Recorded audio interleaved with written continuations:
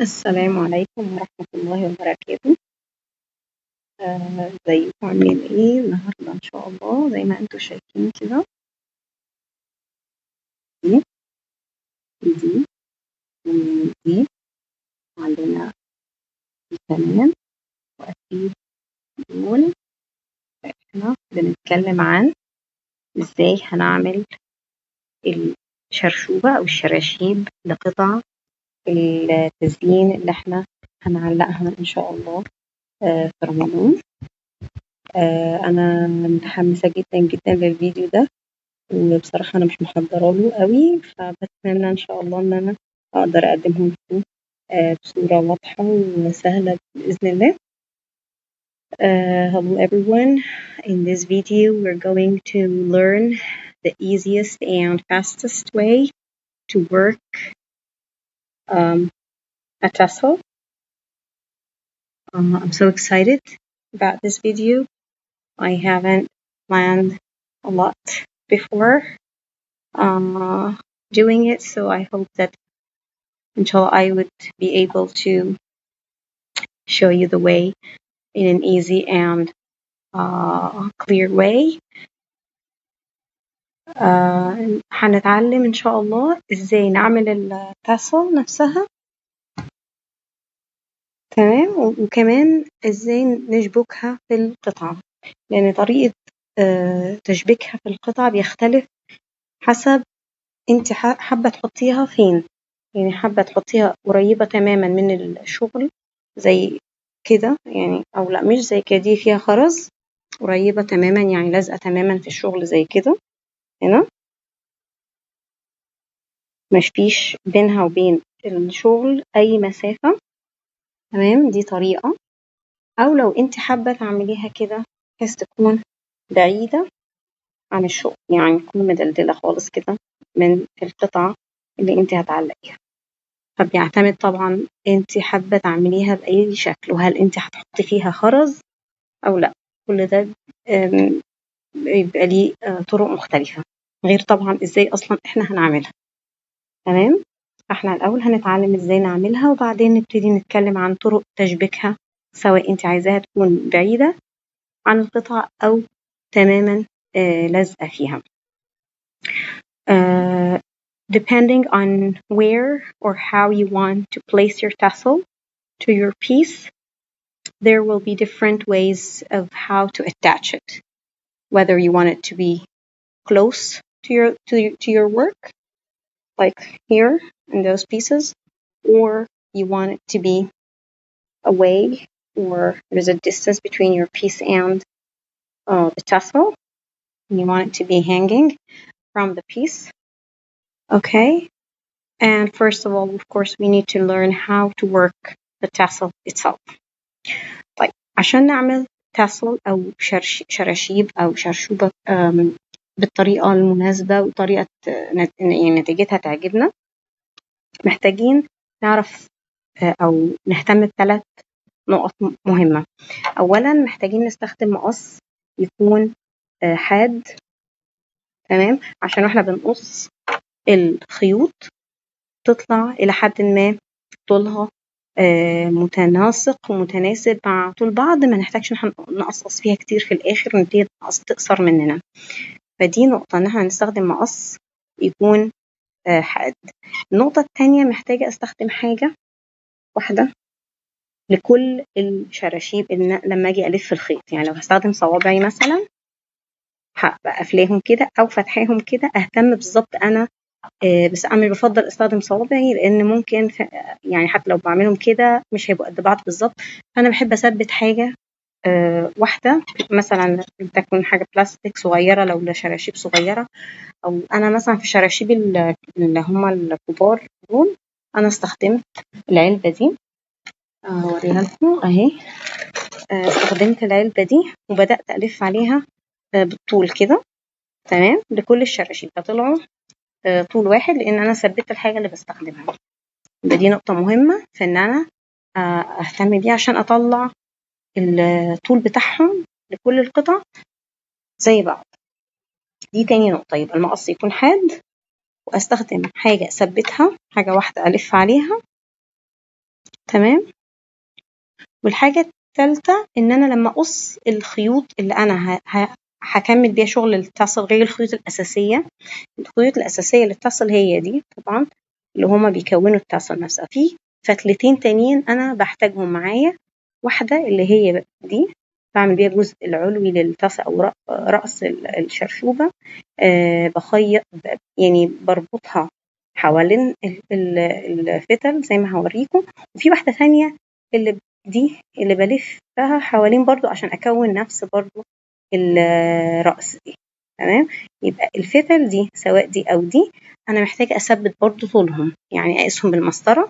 أنا مثلا عاملة زينة 10 قطع، يبقى أنا هحتاج 10 قطع مثلا 30 سنتي و10 قطع تانيين 45 سنتي عشان ألف بيهم الجزء العلوي، وكمان عشان أربطهم حوالين الخيوط وابتدي أشبك بيهم في القطعة نفسها.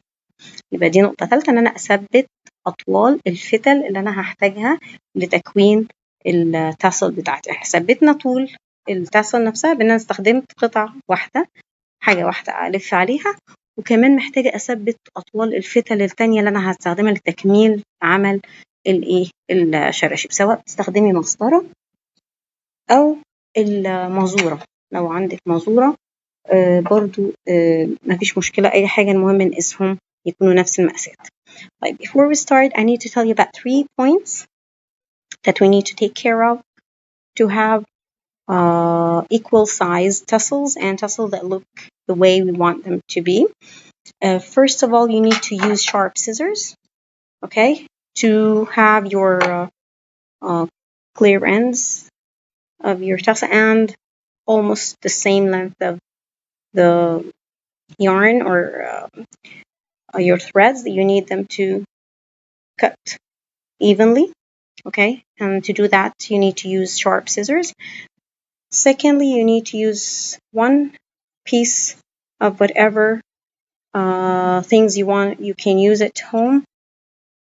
There are certain things they sell nowadays in the stores for making tassels, but I don't prefer to use them. Just whatever you have. If you're going to use bigger tassels, you can use something big as this. This is a box, and you can use a DVD box or something. This is number 2, to have equal size tassels. And number 3, you need to cut these pieces to make a tassel. You will cut some pieces of yarn, and then you will need 2 more single threads, 1 for hanging the tassel and 1 to wrap around and form the head part, okay, of the tassel. All right, let's start making our first piece. This piece back to the main piece that we worked the previous 2 videos, and we need to make a tassel for this piece in the same color. هنبدأ نشتغل شراشيب للقطعة دي اللي احنا اشتغلناها في ال2 فيديو اللي فاتوا بنفس اللون بتاعها. وانا هنا هعملها اللي هو الطريقة انها تكون بعيدة كده اهو، التاسل يكون كده مش هيكون قريب تماما. طيب هنبدأ نشتغل التاسل او نكونها بان انا هلفها على العلبة دي. I'll start making the tassel kind of away or distant one like this, okay. I'll start wrapping, and you need to count the same number for all pieces. If you're counting 25, then you will do all your tassels 25 wraps. If you're doing 30, then all your tassels should be 30, and so on. Okay, so 1, this is 1. When you wrap from front and back, we consider this as 1. أنا وأنا بعد كده أنا بعتبر نفسي 1، يعني من قدام ومن ورا كده 1. تمام، يعني فتلتين في الآخر هيكون كده 2، يعني 4 فتل، وهكذا 3 4 5 6. I'm going to do it 25 times. 7 8 9 10 11 12 13 14 15 16 17 18 19 20 21 22 23 24 25. I did 25 times. That means I have 50 threads. Okay, 25 here, 25 on the back. وبعدين هبدأ أطلع بيهم من على العلبة. I'm going to take them away from, of course, this is number 1. This is with me. All right, consider it to be number 1. And this is the second half of number 25. All right, I'm going to have it away from whatever I'm using to wrap it. Okay, and carefully I'm going to cut. هبدأ أقص من هنا. تمام، ومعايا الفتلة دي برضو والبداية اللي أنا ابتديتها.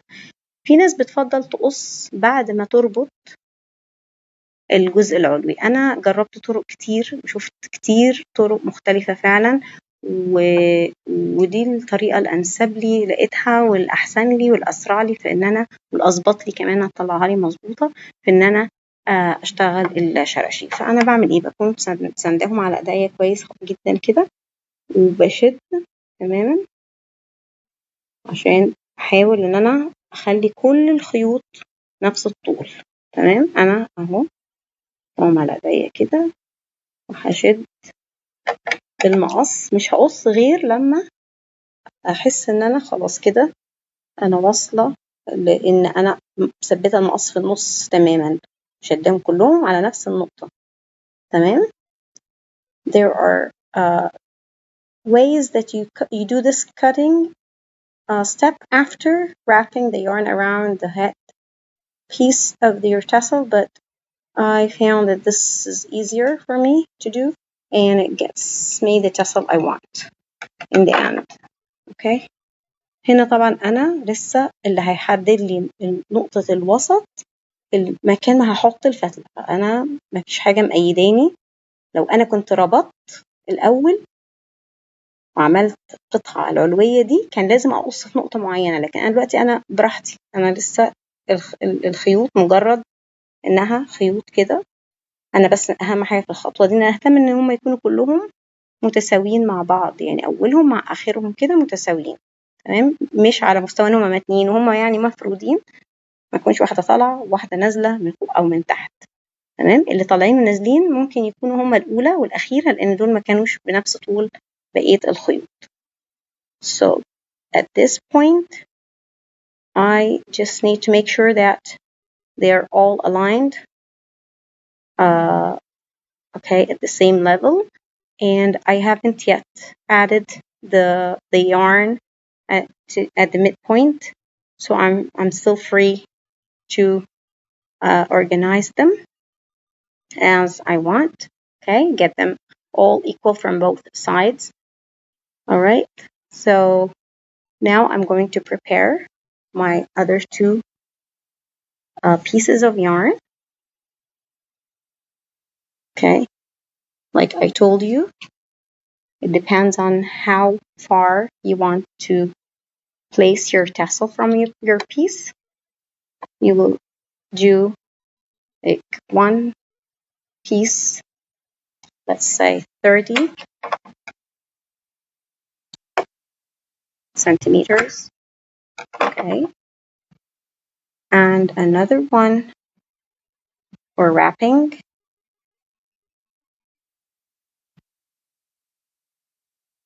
You are again free to choose the length you want, and by working them you will learn later on what suits you.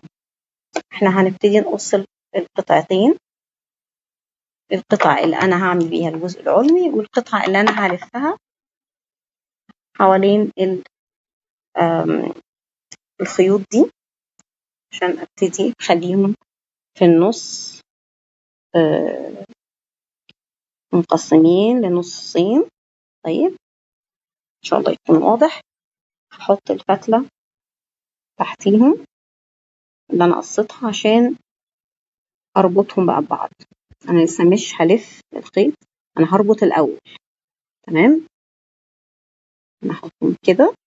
اوكي، حتى الخطوة دي سهلة لان بعد ما اربط انا ممكن اتحكم واشد الخيط يمين وشمال. انا مش هكون لسه يعني نهيت الموضوع تماما. انا بحب اطول شوية في القطعة دي. انا القطعة دي ممكن استخدمها الاطول علشان الجزء الطويل فيهم انزله يبقى مع الايه التاسل نفسها او الشرشوبة نفسها. I'm going to use a relatively longer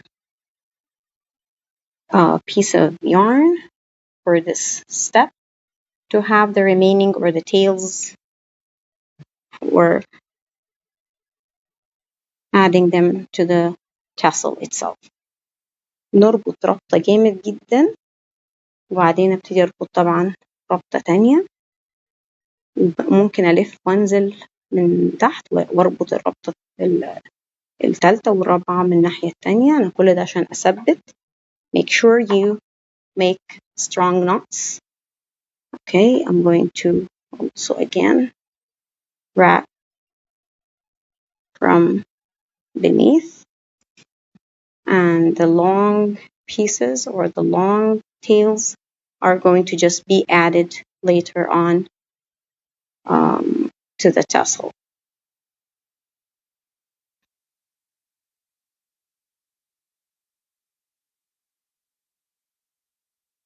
تمام، أنا كده في ناس بيحبوا يعني في طريقة يعني مش عارفة أقول لكم بقى فوق الطرق دي كمان كلها. أظن إنها هتكون أنسب لأن مثلا أنا عايزاها تكون كده مفتوحة. لو عايزاها مفتوحة كده يعني مش رابطة على الراس نفسها مضيقة عليها الرابطة، فأنا بمنتهى البساطة جدا ممكن أعمل رابطة بعيد عن الشغل نفسه. أوريكم طريقة برضو هتسهل عليكم حاجة تانية في بعدين لما نيجي نلفها، إن أنا هربط رابطة بعيد عن الشغل. يعني مش هربط حوالين الخيوط نفسها، هخلي الرابطة دي فين بعيدة. اوكي، وهرجع ارجعها تاني عند الخيوط. يعني انا هربط هنا تمام رابطة بعيد كده، وهرجع تاني اوريها لكم ازاي عملتها. اجيبها ناحية الخيوط بتاعتي، وبقول لكم ان ده هينفعنا لما هنيجي نشبكها او في القطعة نفسها. اقول لكم الفرق لو ربطنا حوالين الخيوط كده مباشرة وبين لو انا ربطتها بعيد عشان اخلي فيه الخيوط مفتوح لها، مش مربوط عليها تماما. انا شكلها بصراحة عجبني اكتر لما لقيتها كده مش عليها الخيط نفسه يعني ماسك عليها. اوكي، عشان انا بفك بس العقدة اللي انا عملتها لان حبيت اوريكم الطريقة التانية كمان لانها احلى. اوكي، I'm just unwrapping this knot, and I want to show you another I guess prettier way of making the tassel when hanging it away from your piece.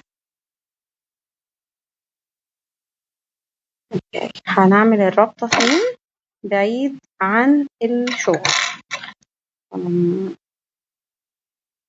تمام، هي الفتلة تاني اهي، معلش طولت عليكم. اوكي، انا هعمل الربطة بس بعيد. يعني ايه بعيد؟ يعني مش هربط على الخيوط نفسها. ادي الخيوط قدامنا اهي، انا مش هربط على الخيوط تماما او نفسها. لو في قطعة خرجت منكم مفيش مشكلة ترجعوها تاني، ان احنا كل ده لسه مرحلة مش صعب ان احنا نتحكم في التاسل بتاعتنا. تمام. Okay, as you can see, I'm just going to make the knot here away from and keep tails to add to my tassel. فأنا هعمل إيه؟ هعمل الربطة بعيد كده. هتقولوا لي طيب إيه اللي هيربط الشرشوبة نفسها مش هتكون مربوطة ببعضها؟ أنا هقول لكم هنعمل إيه بعد كده. أنا هلف الخيط بعد ما ربطته. تمام، مفيش مشكلة، انتوا ما تقلقوش خالص لأن كل ده هيتظبط. أنا بتحكم لسه فيه، أنا ما ربطتش حاجة. تمام أهو كده شداها هنا. مفيش أي، على الناحية اللي هنا دي مفيش أي عقدة. العقدة مستخبية تحت الشغل. As you can see, the knot now is hidden, okay, inside your tassel. You don't have any knots, as you can see. مفيش أي عقد زي ما انتوا شايفين كده. طولت شوية الفتلة دي عشان لما أعمل العقدة يكون فيه طويل كده. شايفين ده الأطول ده هو ده اللي هنظبطه، اللي هو نازل من الربطة نفسها. Okay, so this is the tassel being made with the piece for hanging. كده احنا خلصنا الجزء اللي هنعلق منه الايه الشرشوب. طيب هفضل ماسكة كده بقى من هنا على قد ما انت حابة تعملي الجزء العلوي الراس بتاع التاسل حتة كده أو قد كده بتثبتي ايدك. هتجيبي الفتلة تانية، وأرجو إن انتوا تنتبهوا هنا في المرحلة دي عشان نفهمها. هي سهلة، مش معقدة ولا حاجة. أنا الأول كنت فاكراها حاجة يعني معقدة، بس هي طلعت الحمد لله سهلة وبتثبت جدا. هسيب جزء زي كده اللي هينزل تحت، ممكن أخليه قصير شوية لأن أنا بعد كده هشده فهيطول معايا. بسيب جزء كده وأفضل عارفاه. يعني I'll start by leaving okay some 2 inches of the yarn, okay, or 1.5, and keep my eye on it and start wrapping just one time. أنا بلف مرة واحدة بس، وقبل ما ابتدي ألف اللفة التانية هعمل حلقة. Before wrapping for the next time, I'm going to make a loop here. Okay, you will understand the idea after I finish.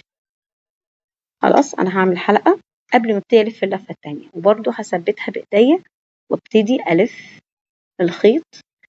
أبعد تماما الخيط ده اللي أنا ربطته رجعت العقدة تحت الشغل. اوكي، هبدأ ألف اللفة التانية والتالتة. ماليش دعوة بالخيط ده، ملفش حواليه، ما جيبوش معايا. I'm wrapping away and keep this at all time away from your working, and keep wrapping around the head part of your tassel. هتلفوا كمان مرة زي ما انتوا برضو شايفين كده انها بقت مناسبة. وبعدين هتدخلوا اللي بقى من لازم نسيب حتة كده هندخلها جوه الحلقة. تمام. We're going to enter the end of the yarn that I'm wrapping in the loop, and then pull both together, the one that I left in the beginning or the starting and the end one. Don't worry, keep just pulling them together. I guess the one that were here, okay, away from the wrap, the one that I will use for hanging the tassel. Just let's get this away from that one.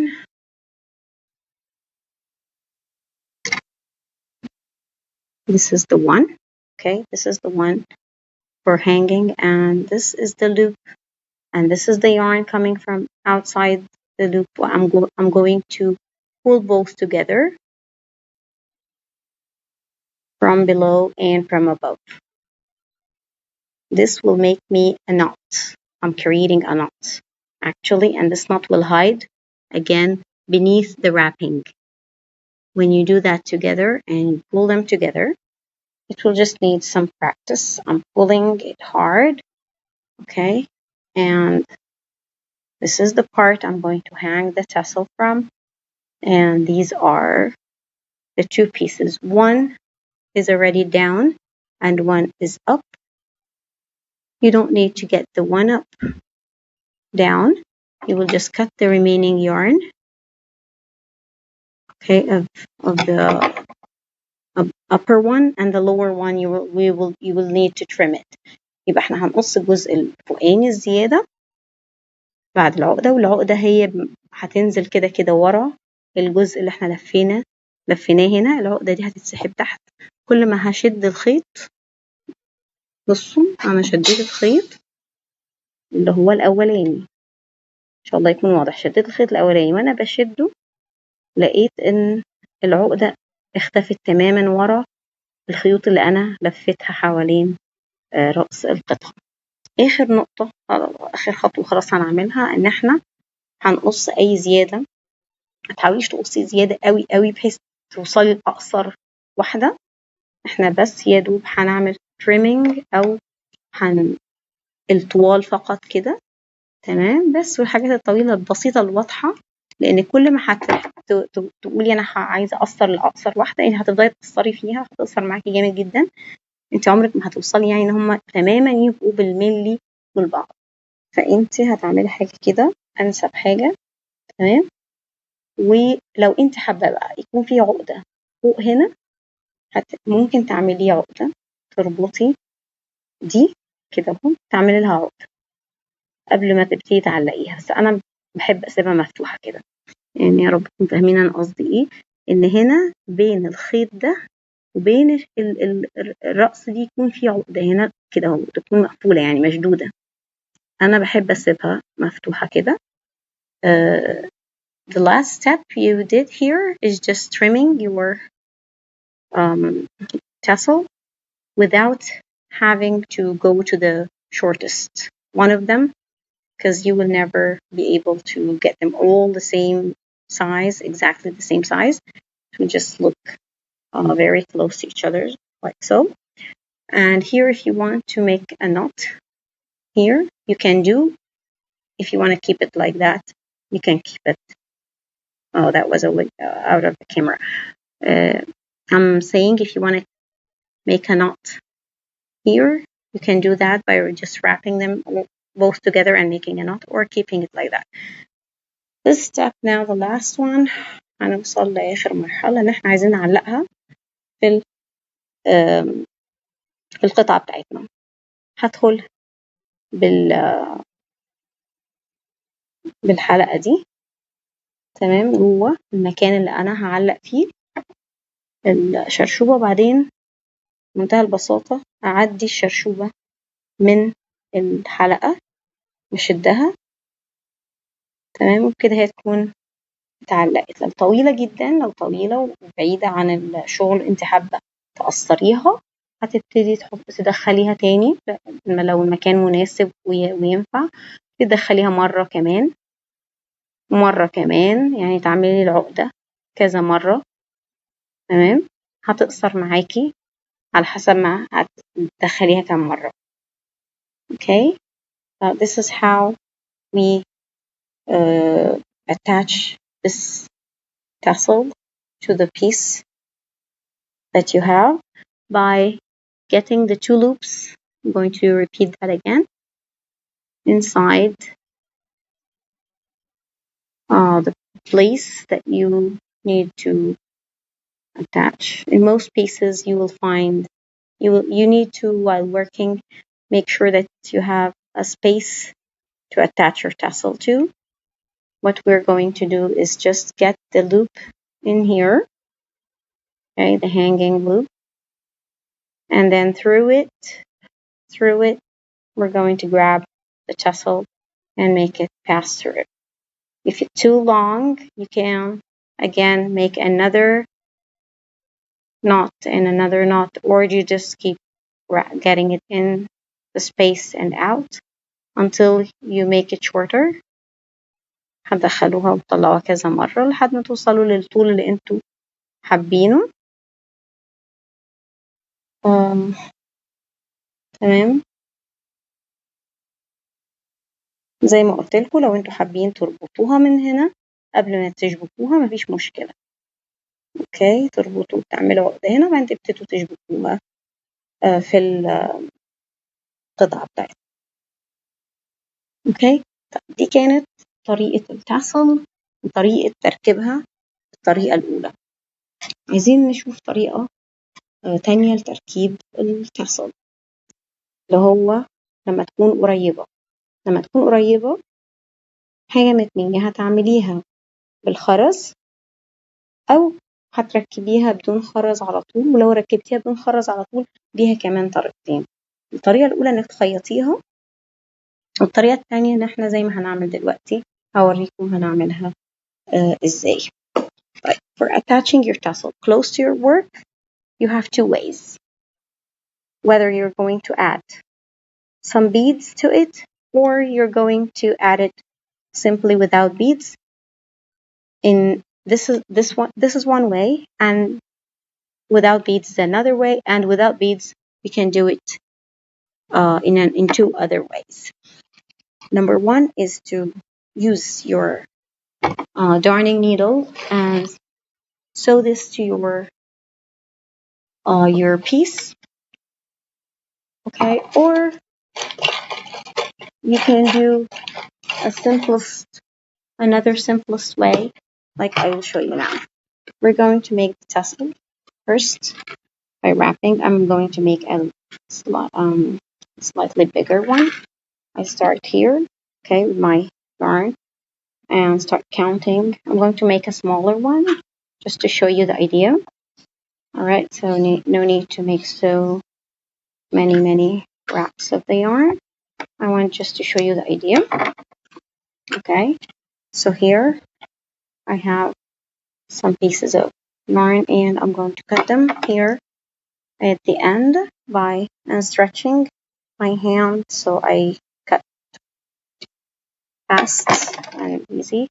بشد دايما الخيط وانا بقص عشان يتقص بطريقة سلسة وسهلة. طيب انا كده كونت مجموعة خيوط للتاسل. الطريقة اللي انا مش هخيط بيها هي ان انا ادخل الخيوط دي جوه برضو المساحة او الفراغ اللي انا سايباه محدداه بالخيوط من فوق كده، وانا محددة ان هما لحد ما اطولهم زي بعض من النص، وهبدأ اسحب الباقي بتاعها من هنا كده واشد. وكده دي بسيطة جدا، اسهل طريقة لان انا اشبك بيها تاسل قريب تمام من غير ما اخيط ولا اي حاجة. خلاص نحن ندخل الخيوط من فوق وابدأ اعمل عقدة حوالين السبيس ده. But this is the first way. I just grab my yarn here, making a loop with the yarn and grabbing the rest through the loop and making a knot. Okay,